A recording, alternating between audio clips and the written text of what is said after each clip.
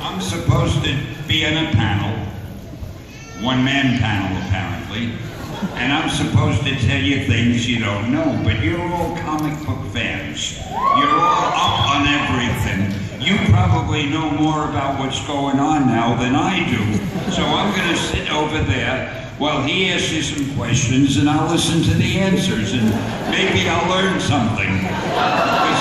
I've been away from writing comics for quite a few years, so don't ask me anything about anything that might have happened in the past, 2 or 3 decades.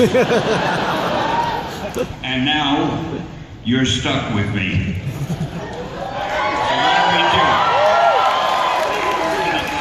We're going to talk about what is a comic book.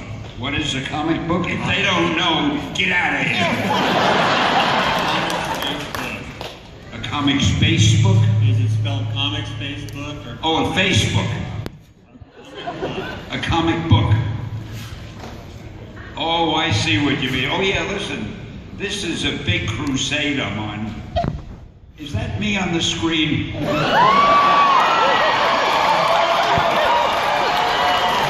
Well, how come I can't see myself if I turn around to look? I get my back. I want another screen over there where I can see myself. How long will that take? All right, I'm going to tell you about my crusade, and this is very important. People, when they write comic book, they write it as 2 words. They say, I read a comic book. That's wrong. If it's 2 words, a comic book, that means a funny book. You could read a mystery book, you could read an adventure book, whatever. And the word in front tells you what it is. But a comic book is something special. It's not a funny book, it's a comic book. So it should be 1 word, not 2 words. So I want you to be in the forefront of my crusade. Wherever you go, whatever you do, whoever you meet, you tell them comic book is 1 word. It isn't a comic book. It's a comic book. That was what I came out here to accomplish, and now I can go home. What do we do next? Okay, we're going to have Tyson Webb from KSL moderate this panel tonight. Oh, I thought it was you. I wasted all this time talking to you and you're not even a moderator? All right, you're the moderator. You're the guy I have to be nice to. It's a bait and switch, I'm sorry. All right.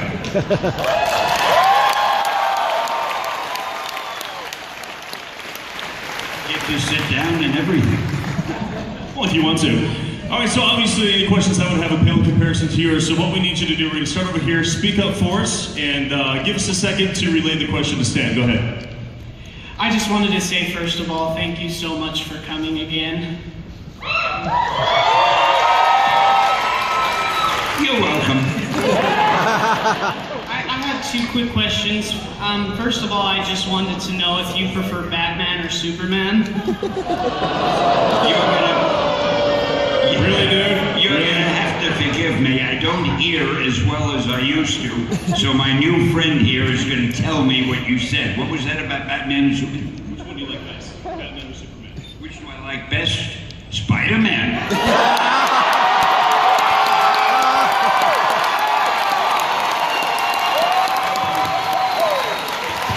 funny thing is, the guy who created Batman, Bob Kane, was a very good friend of mine, and we used to joke about who's better, Spider-Man or Batman. Of course, I won all the discussions. And I used to know one of the creators, Jerry Siegel, of Superman. In fact, he worked at our office. I had him doing some work for us because DC Comics never treated him that well. So I feel a loyalty toward both of those scripts because I knew the creators. But of course, when you get down to it, That's DC, and we're Marvel. I like their attitude. Real quick, what's your second? Your glasses are obviously a big part. I mean, it's your icon. I was just wondering if you wouldn't mind taking your glasses off for a second and showing us what you really look like.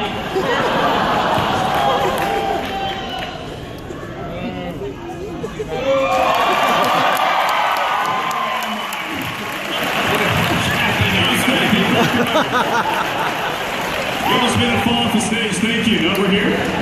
Your name and your question. My name is Brandon. I'm a huge Spider-Man fan, and as I'm reading the recent ones, I kind of feel a little bit of your voice in it. If there is a current artist or a recent artist that you would like to collaborate with, who would that be?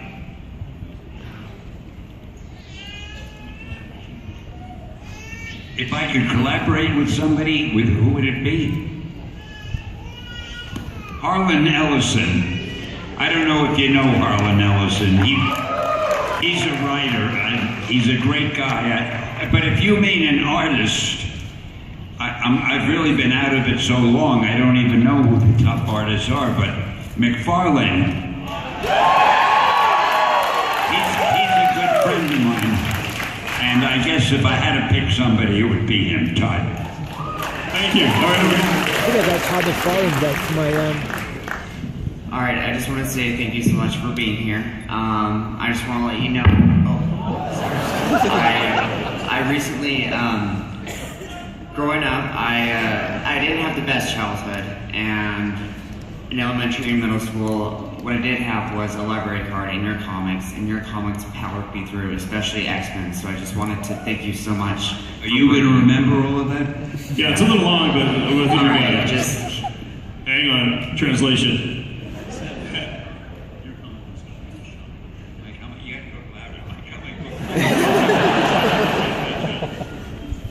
I'm glad. Next question. That's very nice to hear. I have heard that from a number of people, and I can't tell you how gratifying it is when someone says something like that. See, I was just writing these things to make a living so I could pay the rent. I didn't know I was performing this great public service, but I'm glad to hear it.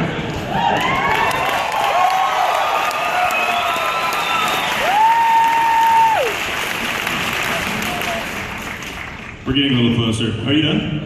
no.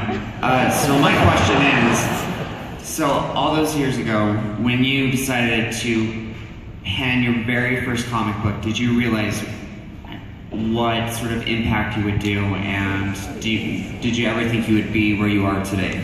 See, it's not that I can't hear. I can hear his voice, but with the microphone, it sounds to me like, my question is, that comic one, what did he say? I forgot.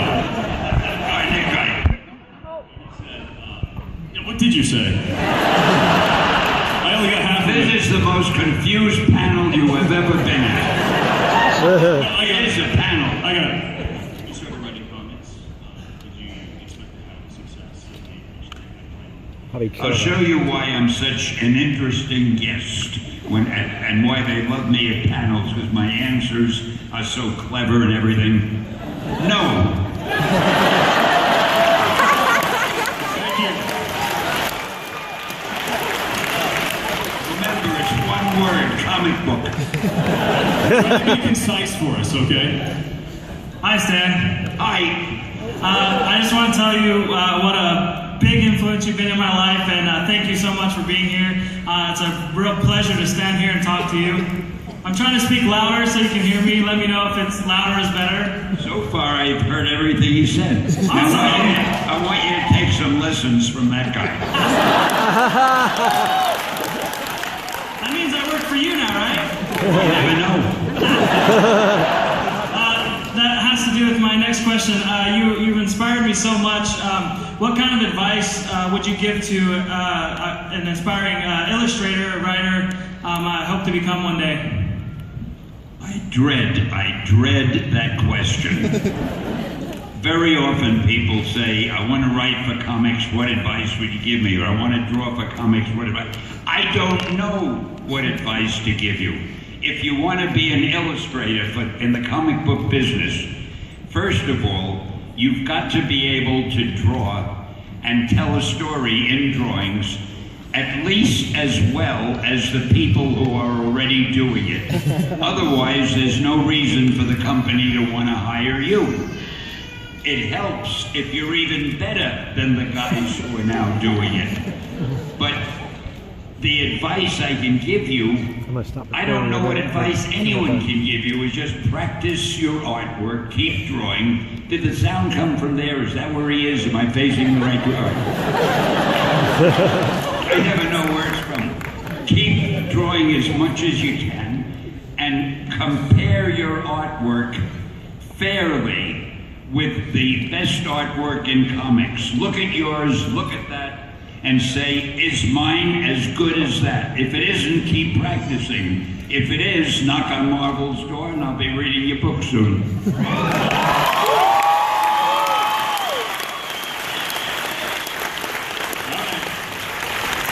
Obviously, get up to the microphone and speak you up. point over there, then you point over there. Do you ever speak to anybody in the middle? Are you mad at them? It's always that side or that side. Look at these poor people. I just try to be fair. That's why I'm so lovable. I'm just gonna look over there now. He doesn't know. Go ahead. Hi, Stanley. My name's Erica. Big fan. And I want to say you are my role model. Yeah. Good. I'm glad to hear that. But don't copy my bad habits. Only the good ones. Well, I just really love all your stories. I feel like I can relate to most of the superheroes, like Spider-Man. You can relate to my comics. Good. Stay healthy. Keep buying them. Although they're really not my comics anymore. I don't make any more money if you buy a comic or if you don't. So if you buy it, you're doing it for yourself, not just for me. And I think it's wonderful. People should think of themselves. My first question is, may I have a hug? May you have a hug. Are you an incredibly good-looking young lady? It doesn't matter. You want a hug, you can have a hug, damn it.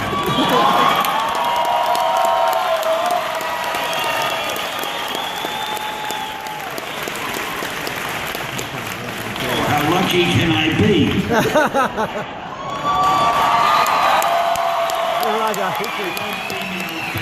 Thank you. A picture too? Very demanding. So you've heard the expression, give him an inch. Look at the camera. All right.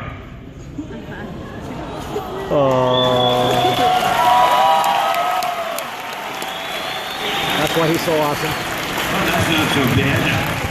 Get a hug on a panel if I could have that guaranteed every time I come to more panels.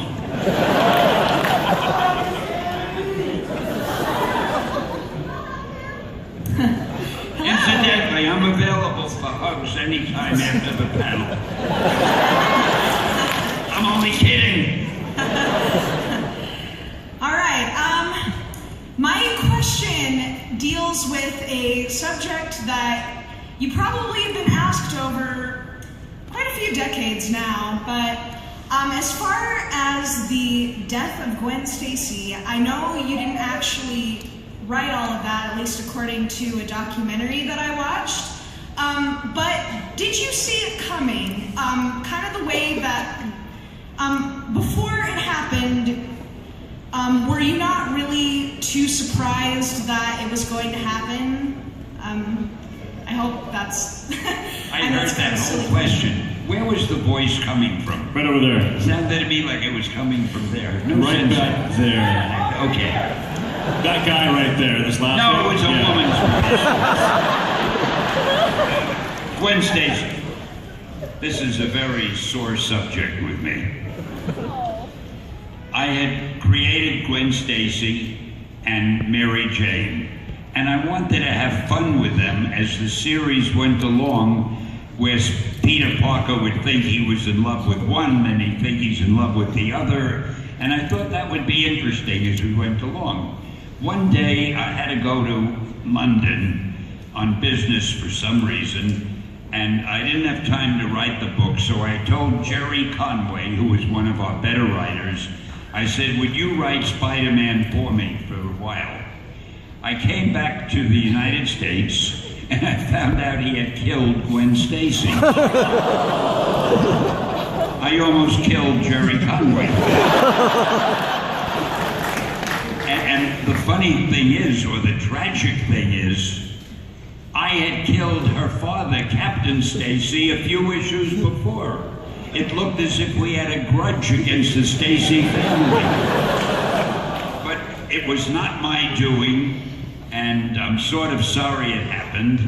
And it's done, it's over, so there's nothing I can say about it, except I have not bought Jerry Conway a birthday present ever since.